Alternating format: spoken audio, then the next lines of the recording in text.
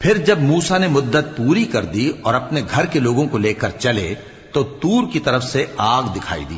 وہ اپنے گھر والوں سے کہنے لگے کہ تم یہاں ٹھہرو، مجھے آگ نظر آئی ہے، شاید میں وہاں سے رستے کا کچھ پتہ لاؤں یا آگ کا انگارہ لے آؤں تاکہ تم آگ تاپو۔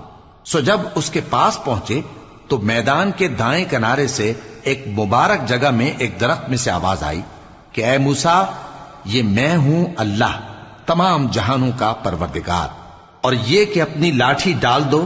سو جب انہوں نے دیکھا کہ وہ حرکت کر رہی ہے گویا سانپ ہے تو پیٹ پھیر کر چل دیے اور پیچھے مڑ کر بھی نہ دیکھا۔ فرمایا موسیٰ آگے آؤ اور ڈرو مت، تم امن پانے والوں میں ہو۔ اپنا ہاتھ گریبان میں ڈالو تو بغیر کسی عیب کے سفید روشن ہو کر نکل آئے گا، اور خوف دور کرنے کی غرض سے اپنے بازو کو اپنی طرف یعنی سینے سے ملا لو۔ یہ دو دلیلیں تمہارے پروردگار کی طرف سے ہیں۔